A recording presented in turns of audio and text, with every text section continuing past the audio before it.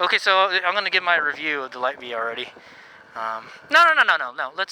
Yeah. Let's do it. I feel that I'm confident I can tell you about the Light Bee Supermoto setup in the dirt. It it's scary to ride in the dirt, man. It's a wild freaking ride, dude. I'm not gonna lie. Compared to this bike, it feels so unstable, dude. It does not wanna. It just dances all over the place. The handlebars all over the place.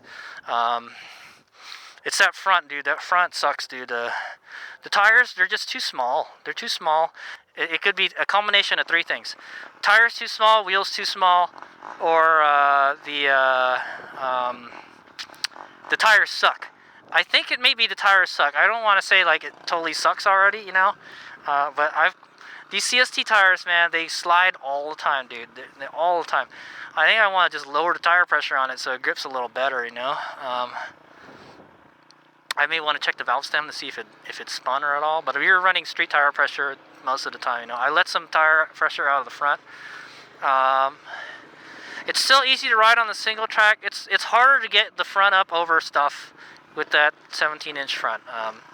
That's to be expected, you know. A bigger wheel rolls over obstacles better. So it felt a lot easier to ride with the dirt wheels. If you want a freaking wild time, dude, ride the Supermoto Light Bee off road. Because I had a hard time, dude. And also the single speed, the direct drive, doesn't do well off road. I found that out because you could be going into a turn and then you let off the throttle. It's like you're stepping on the brakes, you know, and then like it'll start sliding all of a sudden. So you got to be really careful what you do with the throttle. This bike, you know, this bike, it doesn't do that. Like the throttle, you know, like yeah, when you let off the throttle, it'll engine brake, you know, but it's like it feels like the engine braking. It works really good off road. It's actually really good, you know. Yeah, so it was still fun to ride though. I think if you're just gonna do some like some easy trails like I was doing, okay. Tall, like really steep hill climbs, don't do it in this, man. It, especially with the sprocket, the 42 sprocket, it is no good for climbing at all, man. The tires just spin all the time, and the bike runs out of power going up the hill. I try to go up as fast as I can, you know, and then it loses momentum at the top. It's like a two-stroke, you know, and then it gets out of the power band. There is a power band on this bike, man, and then once you get out of it, you know, it just keeps on slowing down. There's nothing you can do about it because you can't downshift. Yeah, I would think a gearbox would help a lot, a lot with this setup. I think if you put the stock sprocket, the 48 tooth, maybe it would be better. But you can get some good speed with this setup. You can get some really good speed. On some of those straights, like I can feel like we're going faster, you know. The motor's not necessarily working hard, but I can feel it. We're going fast. It's not really. It doesn't feel like it doesn't sound like we're going fast. But I can definitely feel that we're going faster than like normal, you know. Yeah, it's a crazy kind of sensation. And it flies, dude. This bike will fly, dude, off of the jumps, and it'll be no problem. And you can and the cool thing is you can easily like manipulate it in the air and stuff. You can make it go forward or backward, sideways if you want. You know, like you see those the motocross dudes do. You know, they go off the jump sideways so they can get more air. You know, or I think they do that to scrub speed is what they do. So they you don't want to stay in the air all the time. You know. But yeah, it was kind of a trip. Like it's your braking is worse because you're running on like street tires. The braking is harder because you got less grip, and then sliding it is hard too. Sort of, you have to get that right throttle position to get it to slide the way you want it to slide. Yeah. So I dropped that one once, and I dropped that one once. So, doing the same stuff on the oval. So, this one is a lot easier to control. I think it's because the wheels are much wider, dude. These are Ninja wheels. These are like the same wheels that are on a Ninja 300. So, I think it's a 110 and a 120 in the back. So, it's they're much more meatier than these tires. And on this, what is this? This is a 70, and and a 90. A 90 and a 70, dude. That's a big difference, dude.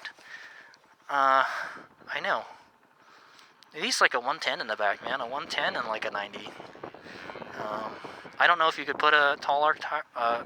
Yeah, because those wheels are like, they're really skinny. So I think that's just all you can do with the way they built the chassis. You know, those are the biggest wheels you can put on there.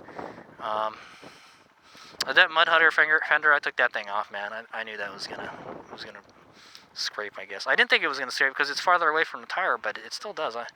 Thing sucks, dude. It's not good for off-road riding. So yeah, okay, that was my little review on the Suron Light Bee Supermoto. It's hard to ride in the dirt, Supermoto. That little fender, I think it works. I didn't feel anything hit my back. I'm not even wearing my chest protector today, so I guess if I wore my chest protector, I would have heard rocks hitting the chest protector.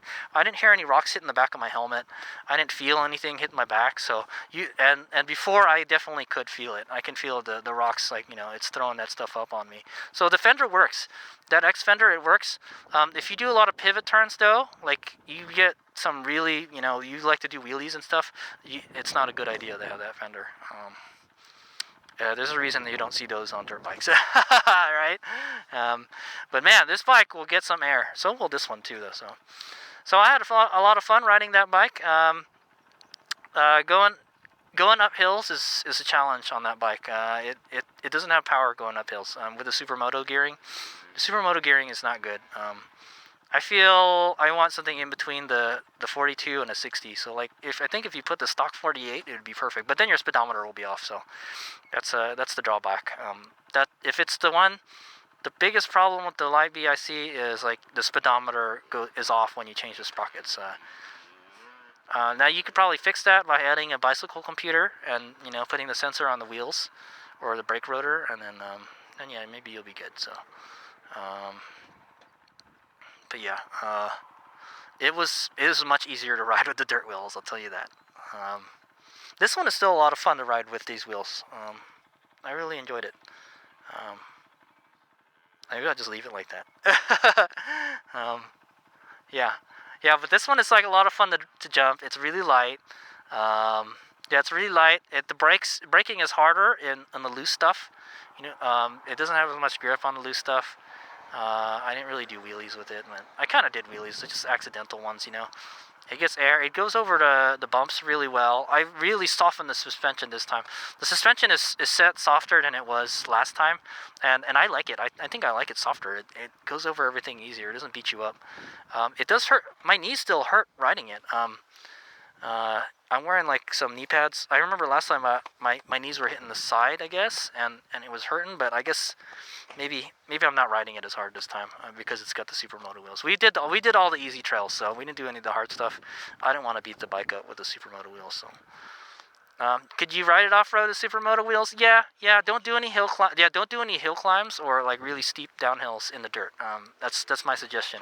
It just no grip. If you want to brake, then unless you just want to bonsai that thing down there. If you want a wild ride the Light Bee with the Supermoto wheels and the stock tires off road.